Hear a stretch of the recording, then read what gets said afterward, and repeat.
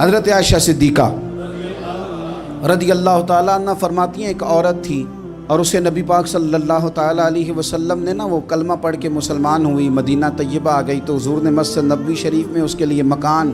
ایک سادہ سا کمرہ ساتھ مسجد کے بنوا دیا، وہیں رہنے لگی۔ اکثر وہ سیدہ طیبہ کے پاس آتی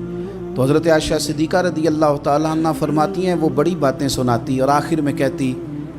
وہ ہار والا دن بھی بڑا عجیب دن تھا اور میرے رب کی قدرتوں کا دن تھا، وہ بھی بڑا عجیب دن تھا۔ سیدہ عائشہ صدیقہ رضی اللہ تعالیٰ عنہ ایک دن فرمانے لگی کہ تو ہار والے دن کا بڑا ذکر کرتی ہے، وہ کیا دن تھا؟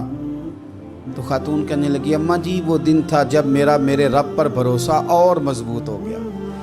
جس دن میرا اپنے رب پر توکل اور بڑھا، میرے ایمان میں یقین میں اور پختگی آئی۔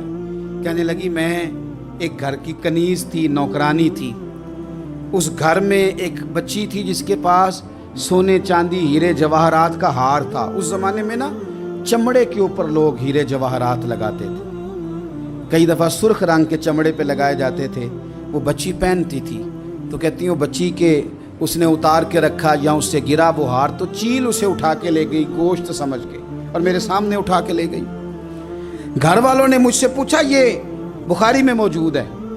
گھر والوں نے پوچھا مجھ سے کہ وہ ہار کہاں ہے تو میں نے کہا چیل اٹھا کے لے گئی۔ گھر میں کچھ چوری ہو جائے تو سب سے پہلا الزام کس پہ لگتا ہے؟ ملازمین پہ۔ کہتے انہوں نے مجھے بڑا مارا، بڑی تکلیف تھی، حتیٰ کہ میری شرمگاہ تک کی تلاشی، میری عزت اتنی خراب کی میں بتا نہیں سکتی۔ میں نے اپنی زندگی میں ایک واقعہ دیکھا، ایک امیر گھر میں چوری ہو گئی، ملازم کو اتنا مارا کہ وہ چارپائی پہ پڑ گیا، پولیس والوں سے اتنی مار پروائی گئی کہ وہ بیچارہ چارپائی پہ پڑ گیا اور پھر وہ اتنا بیمار ہوا اور کچھ دنوں کے بعد پتہ چل گیا کہ چور تو اپنا بیٹا ہے ان کا، پھر اس کا انتقال ہو گیا۔ اب وہ سیٹھ صاحب اور گھر والے آ کے مرنے والے کے کان میں معافی مانگ رہے ہیں، کان میں۔ تو میں نے ان سے پھر کہا تھا کہ یہ تو اب چلا گیا ہے، تمہارا زور چلتا تھا نا تو تم نے قانون خریدا اور تم نے اسے جتنا ہو سکا تم نے اسے مار پڑوائی، تمہارے پاس جو عدالتیں تھیں تم نے وہاں کارروائی کی، اب ایک عدالت قیامت کے دن لگے گی۔ یہ کمزور تھا نا، کچھ کر نہیں سکا۔ میرے نبی پاک صلی اللہ علیہ وسلم نے فرمایا سن لو، اگر سینگ والی بکری نے بغیر سینگ والی بکری کو تکلیف دی ہوگی نا تو قیامت کے دن اسے بھی بدلہ دینا پڑے گا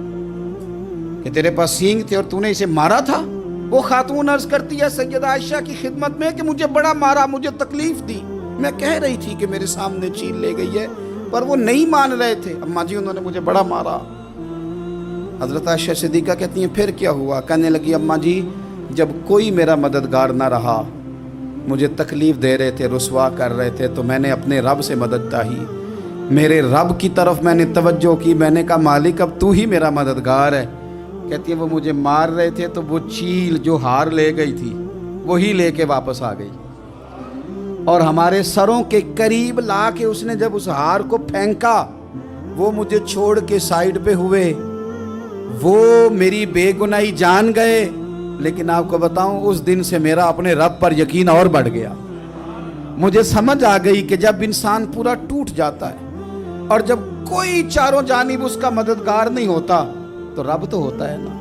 اللہ تو اس کا مددگار ہوتا ہے نا، وہ تو پھر اپنے اس بندے کی مدد کرتا ہے نا، پھر وہ تو توانائی دیتا ہے نا، وہ تنہا نہیں چھوڑتا، وہ تو آنسوؤں والوں کے آنسوؤں پہ بڑا کرم فرماتا ہے، وہ تو قسم پرسی میں آ جاتا ہے، اس کی رحمت بڑھ کے استقبال کر لیتی ہے۔